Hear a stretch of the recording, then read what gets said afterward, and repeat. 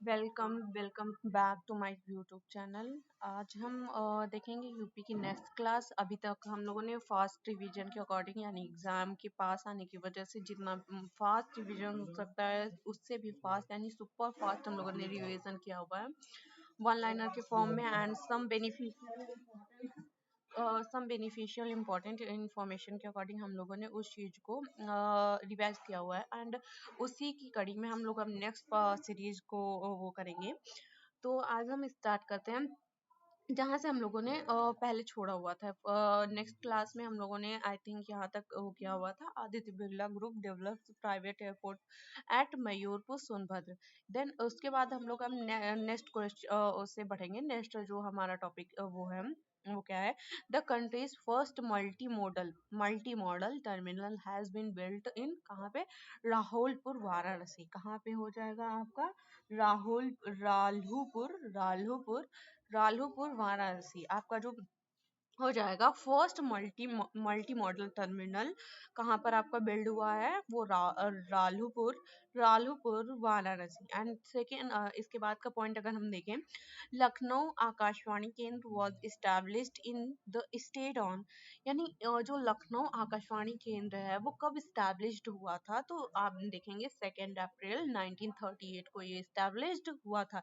कब इस्टेब्लिश्ड हुआ था लखनऊ आकाशवाणी केंद्र, अप्रैल टू 2 अप्रैल 1938 को इस्टेब्लिश्ड हुआ था। इसके बाद हम लोग नेक्स्ट पॉइंट पे आते हैं, the first air mail service started in India between, यानी जो फर्स्ट एयर है यानी फर्स्ट डाक सेवा, जो फर्स्ट हवाई डाक सेवा शुरू की गई थी वो कब से शुरू की गई थी, तो सॉरी किसके किसके मध्य शुरू की गई थी, तो Allahabad that means Prayagraj and Naini. Prayagraj and Naini के बीच में फर्स्ट जो मेल सर्विस थी यानी एयर मेल सर्विस वो स्टार्ट की गई थी। यानी फर्स्ट एयर मेल सर्विस कब स्टार्ट हुई थी आपकी, कहाँ किसके किसके बीच में स्टार्ट हुई थी, तो इलाहाबाद यानी प्रयागराज और नैनी के बीच में इस्टेब्लिश्ड हुई थी। सॉरी प्रयागराज और नैनी के बीच में हुई थी। उसके बाद आप देखेंगे Indira Gandhi national flying academy located in, यानी कि जो Indira Gandhi national flying academy है वो कहाँ पर लोकेटेड है, तो ये फुर्सतगंज अमेठी में लोकेटेड है। कहाँ पर लोकेटेड है, फुर्सतगंज अमेठी में लोकेटेड है। उसके बाद अगर हम लोग जनगणना की बात करें यानी सेंसस 2011 की रिपोर्ट के अकॉर्डिंग कुछ इंपॉर्टेंट फैक्ट्स देख लेते हैं जो हमारे एग्जाम में कई बार पूछे जाते हैं, ये मोस्ट इम्पोर्टेंट हो जाते हैं। एंड ऑफकोर्स आप यूपी का एग्जाम दे रहे हैं तो सेंसस इम्पोर्टेंट हो जाते हैं, यानी उत्तर प्रदेश की जनगणना जो होती है वो इम्पोर्टेंट हो जाती है।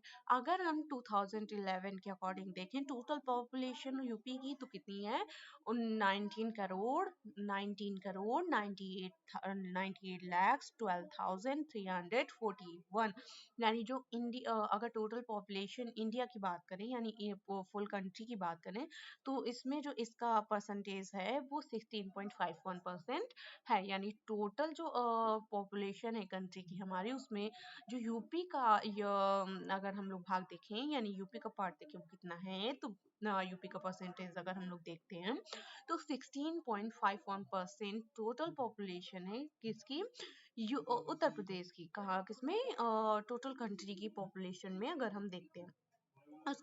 उसके बाद देखें अगर परसेंटेज ऑफ मेल, कितने किसकी पॉपुलेशन की बात कर रहे हैं, मेल्स की परसेंटेज की अगर हम बात करें पॉपुलेशन में, स्टेट में अगर पूरे बात करते हैं कि राज्य में कुल जनसंख्या में पुरुषों का प्रतिशत कितना है यानी कि फुल मेल्स का परसेंटेज कितना है, तो 52.29 परसेंटेज जो परसेंटेज होगा वो किसका होगा, मेल्स का होगा। किसका होगा, मेल्स का कितना परसेंटेज आपका हो जाता है, 52.29% मेल्स का हो जाता है। आफ्टर दैट अगर हम वुमेन्स की बात करें तो वुमेन्स का 77.71% पॉपुलेशन में जो है परसेंटेज है कितना है 77.71%।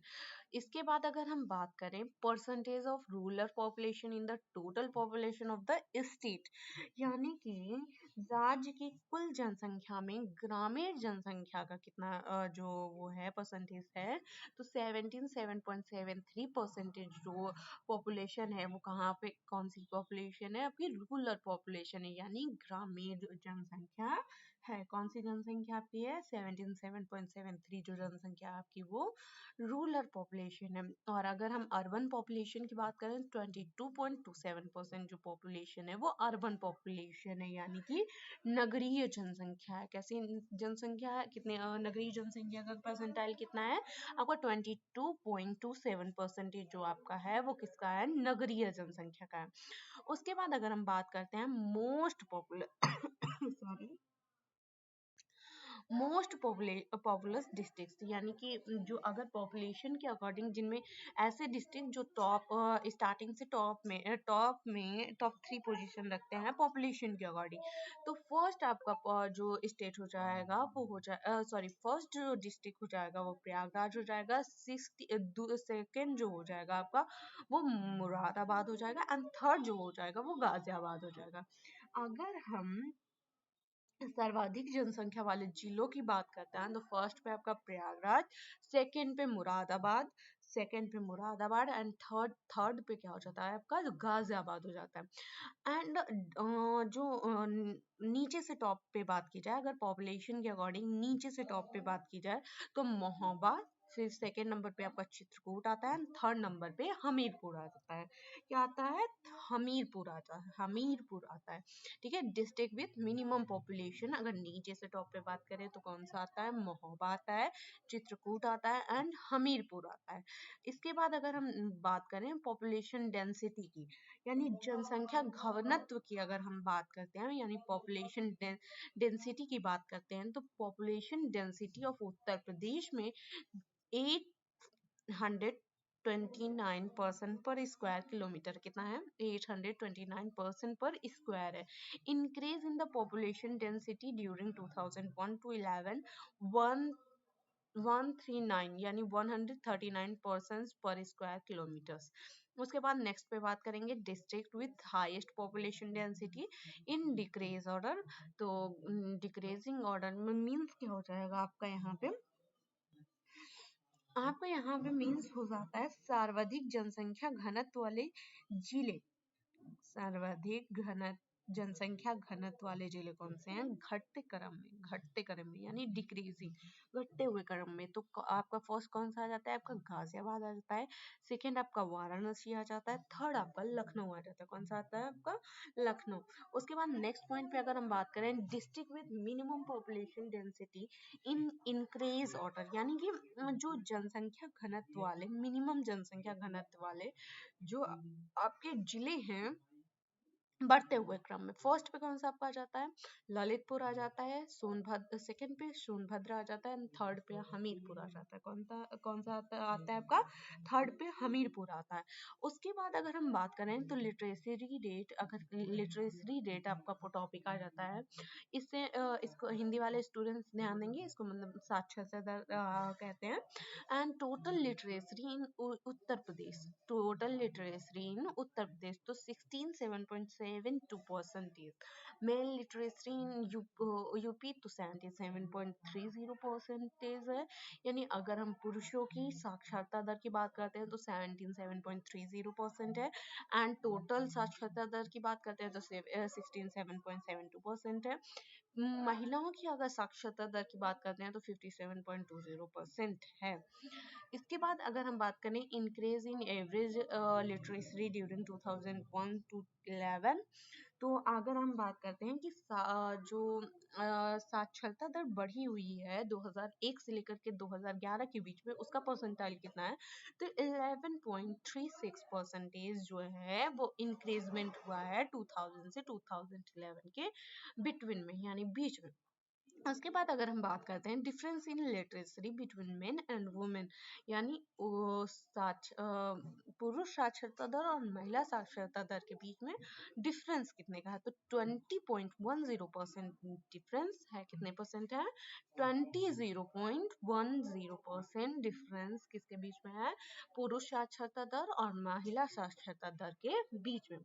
उसके बाद अगर हम बात करें कि साक्षरता दर के अकॉर्डिंग जो डिस्ट्रिक्ट्स हैं, टॉप में कौन कौन से हैं, तो गौतम बुद्ध नगर, कानपुर नगर एंड औरैया, यानी डिस्ट्रिक्ट विथ हायर लिटरेसी। यानी फर्स्ट पे कौन सा आपका है? गौतम बुद्ध नगर, सेकंड पे कौन सा है आपका? कानपुर नगर एंड थर्ड पे कौन सा है? औरैया। एंड इसी तरीके अगर हम लोवेस्ट में बात करें, lowest mail literacy in also the same order means जो है हाईएस्ट फॉर्म में जाना चाहिए, तो श्रावस्ती, बहराइच एंड बलरामपुर। कौन कौन सा है? श्रावस्ती, बहराइच एंड बलरामपुर। उसके बाद अगर हम बात करते हैं सेक्स रेशियो की, तो यहाँ पे जो लिंगानुपात है, average sex ratio of Uttar Pradesh as per 2011 census, यानी 2011 की जनगणना के अनुसार जो हमारा लिंगानुपात है वो कितना है आपका? 912। भारत का अगर टोटल इंडिया के रेशियो की बात करें, सेक्स रेशियो की बात करते हैं, तो 943 है, और यूपी की बात करते हैं तो 912 है। Sex ratio of Uttar Pradesh increased by 4 point during 2001 to 11, यानी 2011 से 2014 के बीच में कितने पॉइंट्स का सेक्स रेशियो बढ़ा है? 14 पॉइंट्स बढ़े हुए हैं। यानी ये थोड़ा सा अगर हम लोग देखें तो मतलब जो है अच्छी वो मानी जा सकती है। District with highest sex ratio in decreasing order, तो फर्स्ट पे आपका आता है जौनपुर, सेकंड पे आता है आलमगढ़ एंड थर्ड पे आपका आता है देवरिया। फर्स्ट पे कौन सा आपका आता है? District with highest sex ratio in decreasing order, first पे आपका जौनपुर, सेकंड पे आजमगढ़ एंड थर्ड पे Deoria. District with minimum sex ratio in the increasing order, first है गौतम बुद्ध नगर 851 एंड सेकंड पे है हमीरपुर एंड सेकंड पे आपके दो हैं, फर्स्ट है हमीरपुर एंड सेकंड है बागपत, एंड थर्ड पे कानपुर नगर, बांदा एंड मथुरा। थर्ड पे कितने लोग हैं? तीन डिस्ट्रिक्ट्स हैं। फर्स्ट है सॉरी थर्ड पे तीन डिस्ट्रिक्ट्स हैं सेम पोजीशन में, और पॉइंट्स है 863, कानपुर नगर, बांदा एंड मथुरा। उसके बाद अगर आप आ जाते हैं चाइल्ड सेक्स रेशियो, यानी शिशु लिंग अनुपात 2011 के अनुसार, तो child sex ratio age group 0 to 6 years of Uttar Pradesh, यानी अगर हम बात करें उत्तर प्रदेश का शिशु लिंगानुपात जो है 0 से 6 वर्ष आयु वर्ग वाले के बीच में, तो आपका माना जाएगा 902, यानी 902 child ratio in 2011 was 2001 was 916, यानी यहाँ पे क्या हुआ? डिक्रेजमेंट हुई है। कितने नंबर्स की आपकी डिक्रेजमेंट हुई है? 14 नंबर्स की डिक्रेजमेंट हुई है। ये आपका जो है वो है। उसके बाद the district with highest and lowest child sex ratio in the state of Balrampur and Baghpat respectively.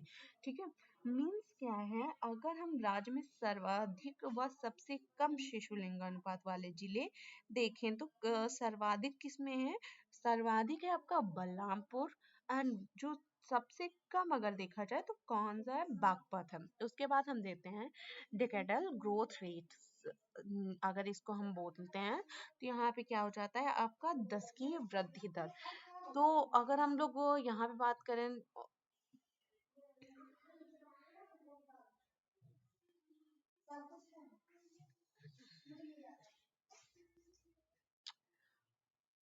अगर डेकेडल ग्रोथ की बात करें 2011 1 से 11 के बीच में, तो 20.23% है।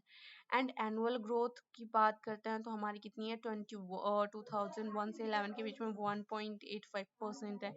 And decline the decadal growth during 2001 to 11 कितने? 5.62% है। Growth rate in main and women during 2001 to 11 and 19.31% है। ये डाटा एक बार आप लोग देख लीजिएगा, वैसे इतना बेनिफिशियल नहीं है एग्जाम्स के अकॉर्डिंग अगर देखा जाए, ये आप एक बार पढ़ लीजिएगा। ठीक है, आप एक बार पढ़ लेंगे तो आपको जो है वो हो जाएगा। वैसे मेरे हिसाब से एग्जाम्स के और नज़रिए से ये इतना ज़्यादा बेनिफिशियल नहीं है। अगर आप ये वाला डाटा भी देखना चाहें तो एक बार इसको नोट कर लीजिए, स्क्रीनशॉट लेके एक बार बस ऐसे ही रीड कर लीजिएगा। ज़्यादा बेनिफिशियल नहीं डाटा है अगर हम लोग देखें। उसके बाद शेड्यूल्ड ट्राइब्स देखते हैं तो शेड्यूल्ड ट्राइब्स का परसेंटेज ये है, आप इसको देख सकते हैं। इसके बाद अगर आप आ जाएं तो यहाँ पे district with highest scheduled tribes population कितना है, किसका है, सोनभद्र का है। District of lowest scheduled tribes population किसका है, बागपत का है। And district divided the scheduled tribes in the state Ayodhya and Jalaun. ठीक है, तो आप लोग एक बार इनको रीड कर लेंगे, ज़्यादा इतना बेनिफिशियल है डाटा नहीं। उसके बाद रिलीजन बेस्ड सेंसस की अगर हम बात करें तो religion population in descending order, firstly है हिंदूज, सेकेंड है मुस्लिम्स, फिर Sikhs, Christian, Jain and Buddhist. उसके बाद अगर हम बात करें percentage of minority in the total population of the state, 20.30%। कितना परसेंटेज है, 20.30%। Religious communities with highest and lowest sex ratio respectively, Christians 950 and 6 है 885।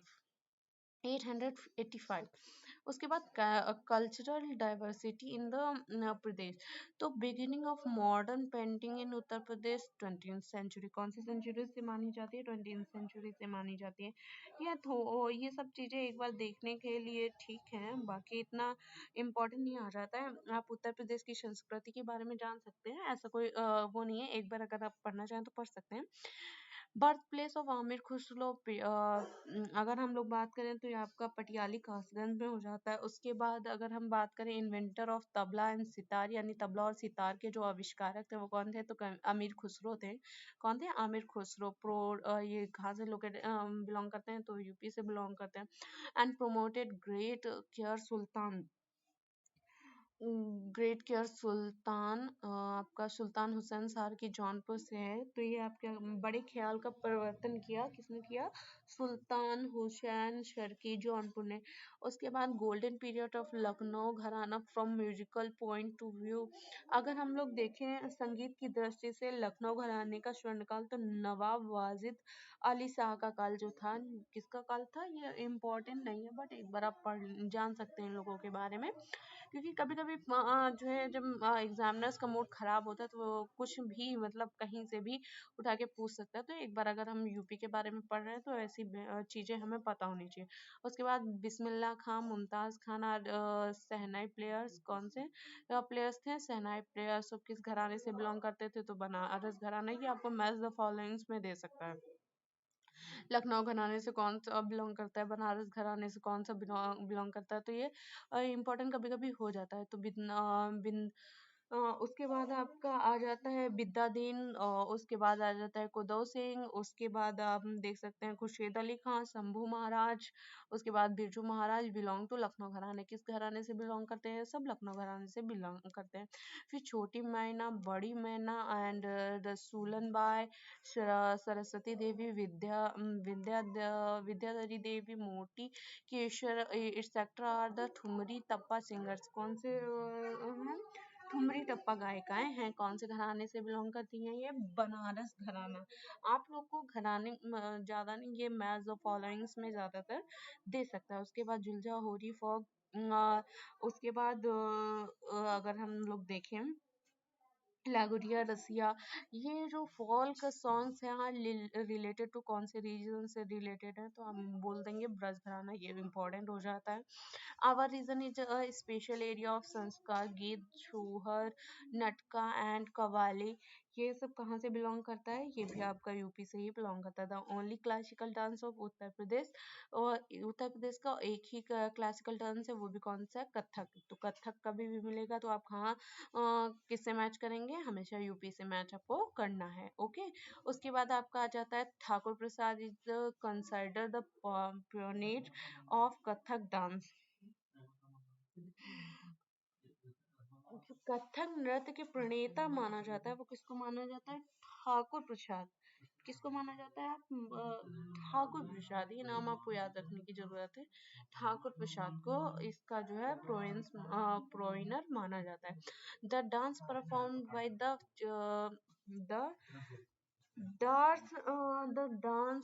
dance performed by the Kahars of Jaunpur is called, उसको क्या बोलते हैं? ऐसा कौन सा डांस है जो ऐसा कौन सा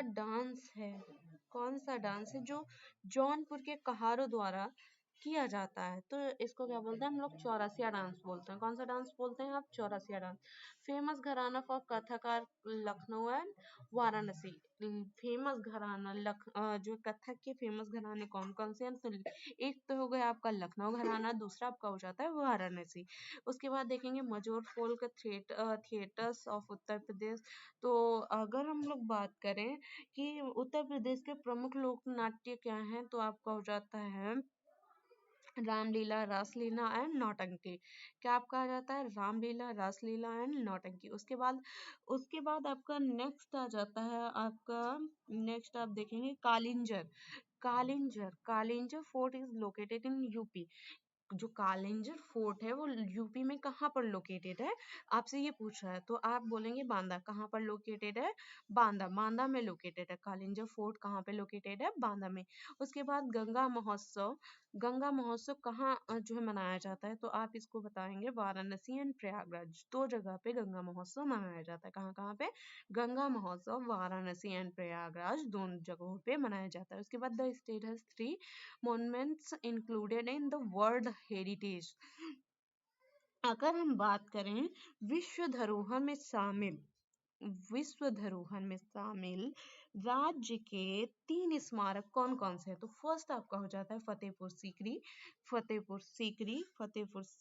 उसके बाद आगरा का किला, फतेहपुर सीकरी, आगरा का किला और ताजमहल। ये 3 ऐसे वो हैं जो कहाँ पे विश्व धरोहर सूची में शामिल है। उसके बाद Agra was the main centre of Muslim education during the Mughal period में आगरा जो है वो मुस्लिम शिक्षा का प्रमुख केंद्र था। क्या था? प्रमुख केंद्र था। किसकी शिक्षा का?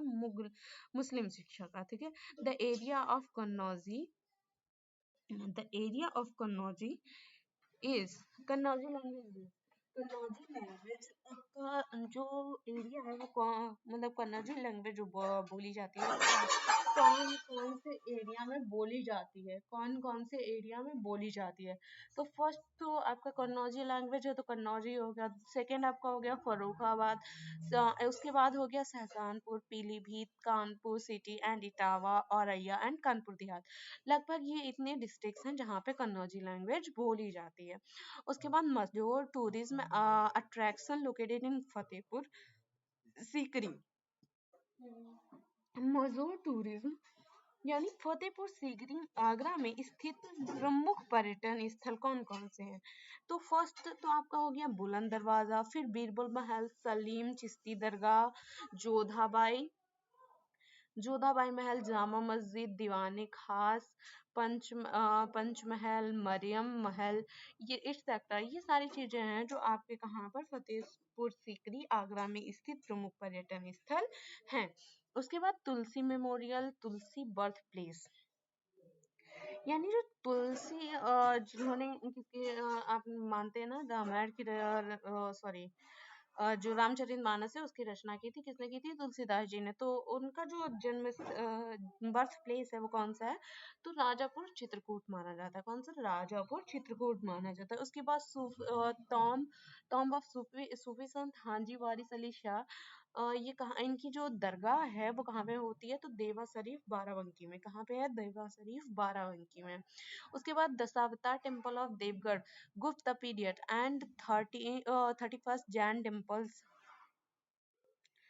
अगर हम लोग बात करें नेक्स्ट देवगढ़ का दशावतार मंदिर व 31 जैन मंदिर माता टीला राजबांध है। कहाँ पर है ये? अगर बोला जाए तो इन ललितपुर यानी कि ललितपुर में। कहाँ पे है? ललितपुर में। उसके बाद अगर हम बात करें श्रृंगी ऋषि टेम्पल इज लोकेटेड इन कहाँ पे है ये आपका? तो ये श्रृंगरामपुरम फर्रुखाबाद में लोकेटेड है। कहाँ पर? श्रृंगरामपुरम फर्रुखाबाद में लोकेटेड है। उसके बाद अगर बात किया जाए निजामुद्दीन औलिया का जो बॉर्न प्लेस है वो कहाँ पे है? तो बदायूं है। कौन सा प्लेस है? बॉर्न प्लेस बदायूं है। उसके बाद एजुकेशन के अकॉर्डिंग अगर हम बात करते हैं यूपी में एजुकेशन के अकॉर्डिंग क्या कब कहाँ से है? तो state council of education research and training centre कब इस्टेब्लिश्ड हुआ था? तो 1981 में हुआ था। कहाँ अगर ये लोकेटेड कहाँ पे है, ये पूछ लेता है आपसे, जो लखनऊ में लोकेटेड है। उसके बाद उत्तर प्रदेश से secondary education service selection board कहाँ पर इस्टेब्लिश्ड हुआ था एंड कब इस्टेब्लिश्ड हुआ था? तो 1982 में। कब इस्टेब्लिश्ड हुआ था? तो 1982 में इस्टेब्लिश्ड हुआ था। कहाँ इस्टेब्लिश्ड हुआ था? तो प्रयागराज में इस्टेब्लिश्ड हुआ था। कहाँ पे इस्टेब्लिश्ड माना जाता है? प्रयागराज में माना जाता है। ठीक है। इसके बाद अगर हम नेक्स्ट पॉइंट की बात करें, स्टार्ट ऑफ स्कूल चलो campaign from the primary education, school चलो अभियान।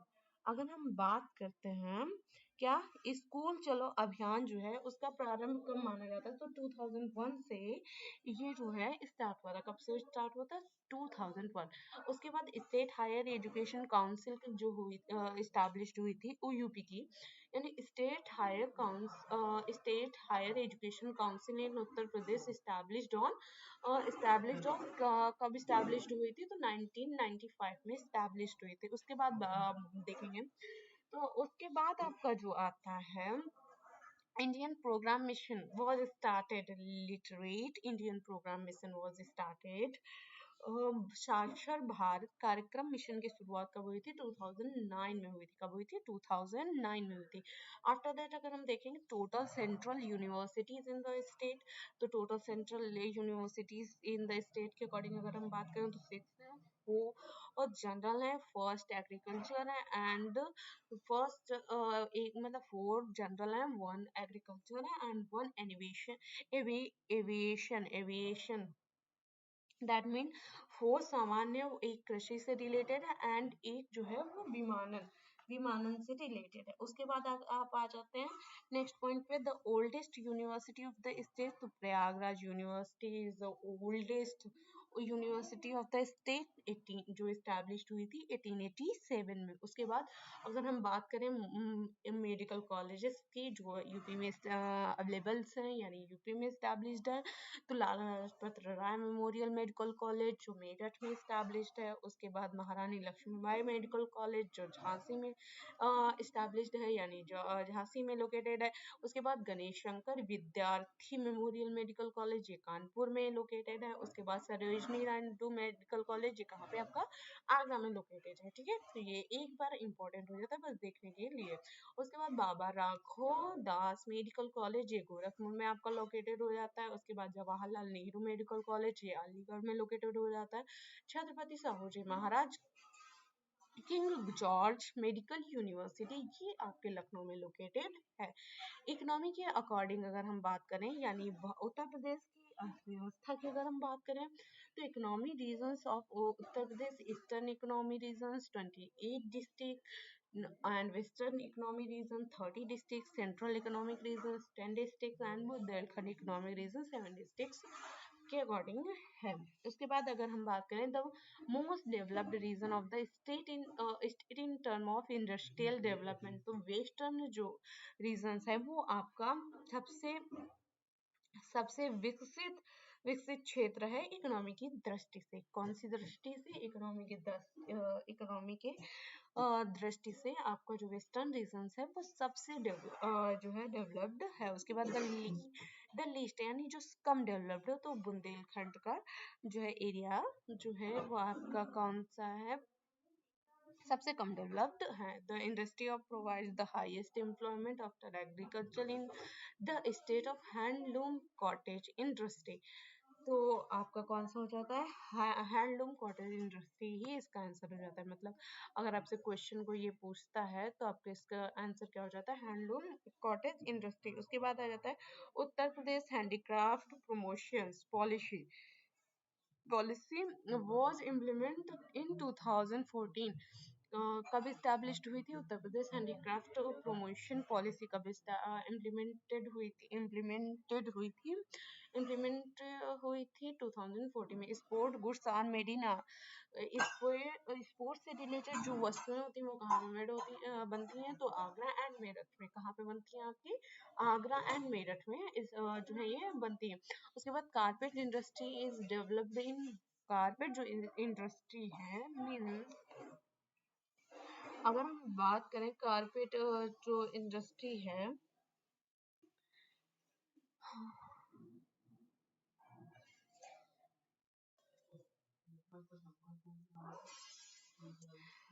कारपेट इंडस्ट्री मीन्स कालीन उद्योग जो है वो भदोई, मिर्जा, आगरा एंड वाराणसी यहाँ पे जो है डेवलप्ड होता है। उसके बाद उत्तर प्रदेश साइंस एंड टेक्नोलॉजी काउंसिल कहाँ पे है? तो 19 जो फॉर्मेट हुई थी यानी जो बनी थी की स्थापना हुई थी, उत्तर प्रदेश साइंस एंड टेक्नोलॉजी काउंसिल की स्थापना कब हुई थी? तो 1975 में हुई थी। कब हुई थी? 1975 में हुई थी। उसके बाद Uttar Pradesh Khadi and village industries board of formed in 19 sorry Uttar Pradesh Khadi and village industries board कब स्टैब्लिश्ड हुआ था, यानी कब जो है का गठन कब हुआ था? तो 1960 सॉरी 1960 में हुआ था। उसके बाद the first sugar mill of India and Uttar Pradesh was established in 1903 इन प्रतापपुर देवरिया में। जो हमारी फर्स्ट शुगर मिल थी वो कहाँ पे लगी थी? प्रतापपुर देवरिया में। कब लगी थी? तो 1903 में लगी हुई थी। ये इम्पोर्टेंट हो जाता है शुगर मिल्स, वैसे तो मुझे लगता है इम्पोर्टेंट है। उसके बाद chief minister youth self employment scheme was started 2017, यानी कब से जो है स्टैब्लिश वो हुई थी स्कीम, जब स्टार्ट हुई थी तो 2017 में ये स्कीम स्टार्ट हुई थी। उसके बाद हम नेक्स्ट टॉपिक पे अगर आ जाते हैं तो बात करते हैं farmers prospective commission was format in the state. कौन से जो है ईयर में ये जो इसका गठन हुआ था? तो 2017 में इसका गठन हुआ था। उसके बाद आ जाता है आपका चीफ मिनिस्टर कन्या सुमंगला योजना। कन्या सुमंगला योजना स्टार्टेड अक्टूबर 25 2019। कब से स्टार्ट हुई थी? अक्टूबर 25 2019 से कन्या सुमंगला योजना स्टार्ट हुई थी। अब ये इंपॉर्टेंट है, आप इनको देख के एक बार स्क्रीनशॉट ले लेंगे। मैं थोड़ी देर के लिए रुक जा रही हूँ। ये जो मैंने स्लाइड्स पे ही इनको अरेंज कर दिया हुआ है, ठीक है, एक टेबल्स के फॉर्मेट में। आप चाहें तो इसको पॉज करके आराम से इसका स्क्रीनशॉट ले सकते हैं, ठीक है। और बाकी जितना आपके एग्जाम्स के से रिलेटेड बेनिफिशियल कंटेंट था मैंने आपको प्रोवाइड करा दिया है। टोटल ये अगर देखा जाए तो इसमें यूपी से रिलेटेड जितना भी कंटेंट है आपको प्रोवाइड कराया जा चुका है। आप अगर इतना पढ़ लेंगे इतना भी बेनिफिशियल होगा आपके लिए, ठीक है। आप लोग इसको पॉज कर करके आप बाद में वो करके स्क्रीनशॉट ले लीजिएगा।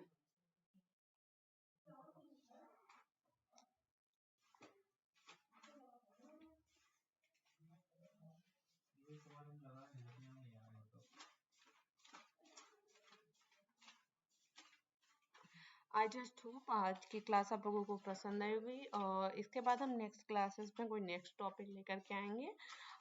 तो आपका यूपी इसमें कवर हो चुका है। बाकी आप लोग अच्छे से एग्जाम दीजिए। Best of luck for your exam, ठीक है।